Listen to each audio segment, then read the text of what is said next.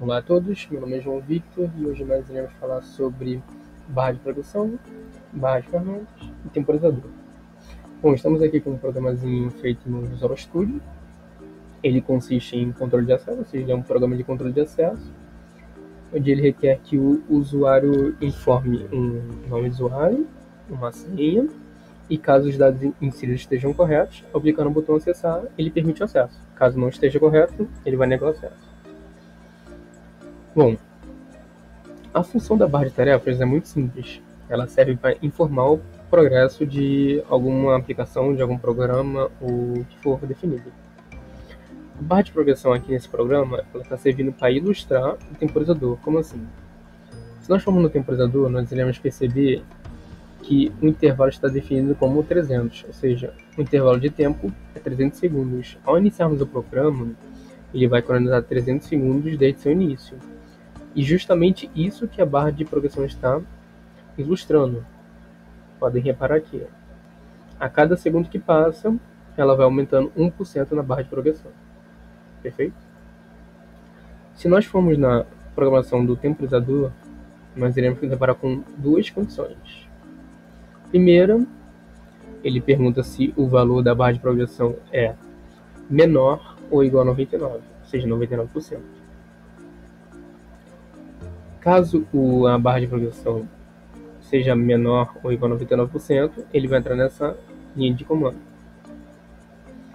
Nela, simplesmente ele pega o valor da barra de progresso, joga nele mesmo e acrescenta mais um. Ou seja, a cada segundo que o temporizador passa, ele soma mais um à barra de progresso. Caso isso retorne falso, ou seja, ele seja maior que 99, ele vai cair nessa linha de código, que faz a seguinte comparação. Ele pergunta se o valor da barra de progresso é maior ou igual a 100. Caso o valor da barra de progresso seja maior ou igual a 100, ele primeiro vai desabilitar o temporizador e depois, logo em seguida vai exibir uma mensagem que o tempo acabou e o tempo foi esgotado. E logo em seguida irá fechar o programa. Perfeito? Bom, a utilização da barra de ferramentas, ela também serve para ilustrar, porém não o temporizador. Ela está ilustrando o botão acessar, o botão fechar. Se nós iniciarmos o programa, nós veremos que o botão acessar, ele exibe a seguinte mensagem, caso esteja errado, e caso esteja correto, ele exibe a seguinte mensagem. E o botão fechar, ele exibe essa caixa de diálogo. Se clicarmos em não, ele não fecha o programa. Se clicarmos em sim, ele fecha o programa. E justamente isso que a barra de ferramentas está ilustrando. Ou seja, ao clicarmos no botão de vista, ele faz a mesma função que o botão acessar. E ao clicarmos no x, ele faz a mesma função que o botão fechar. Bom, se nós formos na programação do botão acessar, nós iremos nos deparar com duas condições. Primeira, que é o if, ele faz a comparação entre o testbox 1 e o acesso.usuário, ou seja, a variável acesso.usuário. O testbox 1 ele recebe o valor de usuário, ou seja, é o valor inserido para o usuário. Ele checa se o valor inserido para o usuário é igual a acesso.usuário, ou seja, a variável usuário. Se nós subirmos um pouco, nós iremos perceber que temos uma variável pública definida como acesso. Essa variável acesso recebe usuário, que é igual a Johnny, e senha, que é igual a 23. Então ele faz a seguinte comparação quando clicamos no botão acessar. Ele faz essa comparação. Ele checa se o nome inserido é igual a Johnny e a senha inserida é igual a 23. Caso os dois valores retornem verdadeiro, ele vai desabilitar o temporizador e vai exibir a seguinte mensagem: autorização reconhecida, autorizado. E em seguida vai fechar o programa. Aqui poderia abrir um novo formulário, abrir uma nova aba ou algo que possa ser incrementado aqui. Porém aqui está fechando o programa. Bom, caso ele erre o usuário ou caso ele erre a senha, ou erre os dois, ele vai cair no else.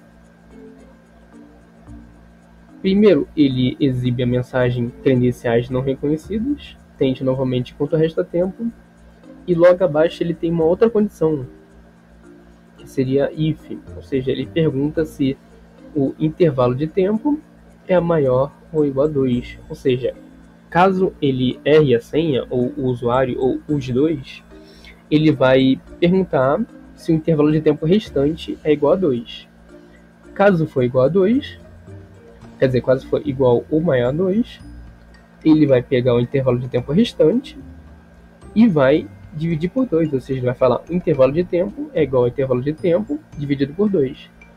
Então, ou seja, caso inserirmos a senha errada, ele vai reduzir o tempo pela metade a cada tentativa errada. Consequentemente, o tempo vai acabar mais rápido. Perfeito? Se nós formos também na programação do botão fechar, nós iremos perceber que quando clicamos no botão fechar, ele vai exibir a seguinte caixa de mensagem: você deseja fechar o programa? Vírgula saída. Isso não é só uma caixa de mensagem, ele também faz uma caixa de diálogo, ou seja, ele pergunta se nessa caixa de mensagem o valor é igual a o resultado do diálogo é igual a sim, ou seja, quando clicamos ou aqui, ele vai abrir essa seguinte caixa de diálogo, com valor sim e valor não. Se clicarmos em não, nada acontece. Se clicarmos em sim, ele entra justamente na função close, ou seja, ele fecha. Ok?